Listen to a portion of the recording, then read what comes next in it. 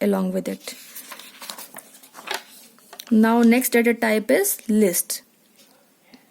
See, lists are basically used to store the data when we need to store data in a sequence.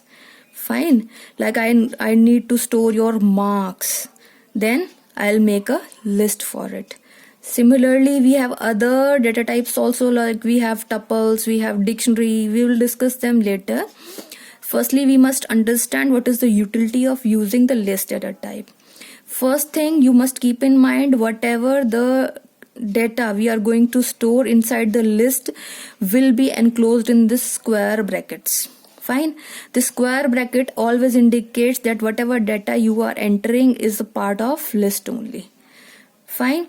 And the second most important thing that you must know is whatever data you are storing should be separated with the help of commas always.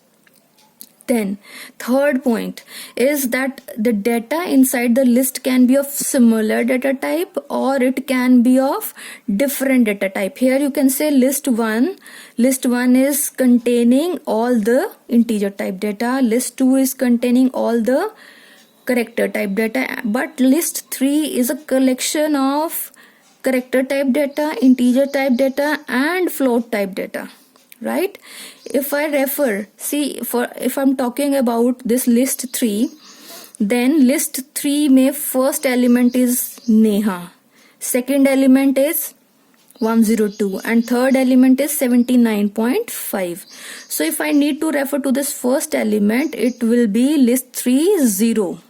How it will be, indices will be given to it. Similarly, as we have talked about string, there is also the concept of indices. It will be 0, it will be 1, it will be 2. So list 3 0. 0 refers to Neha. But if I want to change the value of this indices, I want to change Neha with Ram.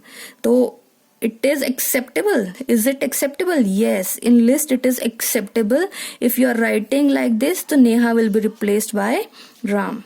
So your output will be Ram 102 and 79.5. This will be your output. So from here we can conclude that lists are mutable. Mutable means changeable. We can change the data inside the list. Fine. So why it is mutable? What is the meaning of mutable? It means that in the same memory address, see, whatever data we are storing inside the lists are being stored somewhere in the memory address. So it means in the same memory address, new value can be stored as and when you want. Fine. And if some data type is not allowing you to change the value like we have done here, then it will be called as immutable data type. Thank you. In next lecture, we will continue more about the other data types.